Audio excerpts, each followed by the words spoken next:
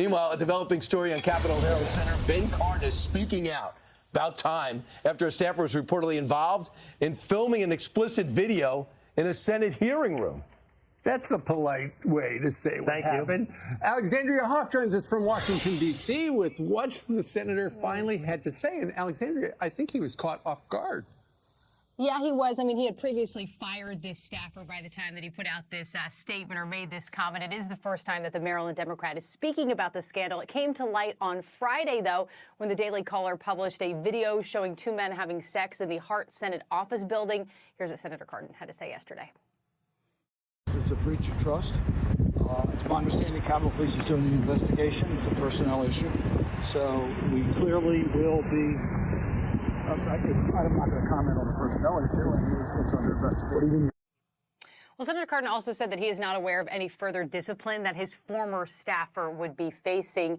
And, you know, the legal gray area here has only added another layer of bewilderment to the story, because we aren't talking about a broom closet or a restroom, although I'm not sure that that's exactly condoned either. But the Hart Senate office building, room 216, where this alleged sex act took place, this sex tape allegedly was filmed. This is home to Supreme Court Justice confirmation hearings. The 9/11 commission hearings were had there. Former FBI Director James Comey's hearing, too.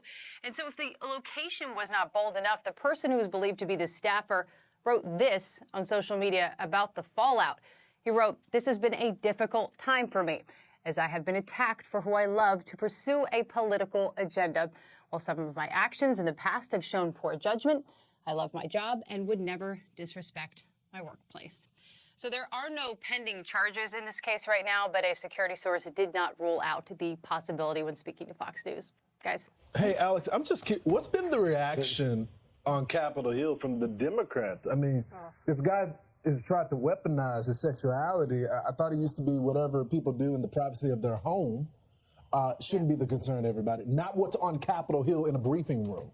Yeah, and you know what's really interesting? When this first came out on Friday, I mean, there was a lot of buzz going in D.C. here, and initially there were some rumors that this was a Republican staffer. Of course, that meant that the tone was different coming from the left. Initially, that quickly died out, and I think what's really fascinating, I've heard from people around the country, maybe some people who haven't been to D.C. before, they're actually surprised that this doesn't happen more often. Wow. What? Really? Yeah. What is wrong with really? That's the opinion of people about D.C. right now. Yeah. Yeah, that's actually a really Madison good was point. right. My goodness. That's true. Alex, thank you very much. I was reading in the New York Post today, to her point about that. You have a lot on this. This page, right? This is the main that one, page. the one page. He's prepared. No a lot of it I'm not going to say out loud. But anyway. Wow, look at how researched he is on this one. To her point, D.C. In the New York Post today, in the op-ed, which we've all got in front of us, the writer says, D.C. has never been a paragon of virtue. You are more likely to catch an STD in those buildings than the flu. Oh, gross. Right? Well, that is a quote that'll wake you up. You know, I believe this guy is 24 years old. He's young, not an excuse, but just saying that his decision-making is probably not fully formed yet, although some 24-year-olds are. And it's just sad. I mean, he threw away his future. And by the way, not apologetic, Carly. Decision. I know. And then that's the other thing, is there could be some level of sympathy for the fact that he made this dumb choice. I don't know if sympathy is the right word, but you kind of feel bad. Like, what was he thinking? But then when you think about his reaction saying that he's the victim, that's crazy. I mean, it goes without saying, if this was a man and a woman having, doing this in the Senate hearing room, it would be equally terrible. Absolutely. Right. There's more than Naked one people. person involved. Yeah.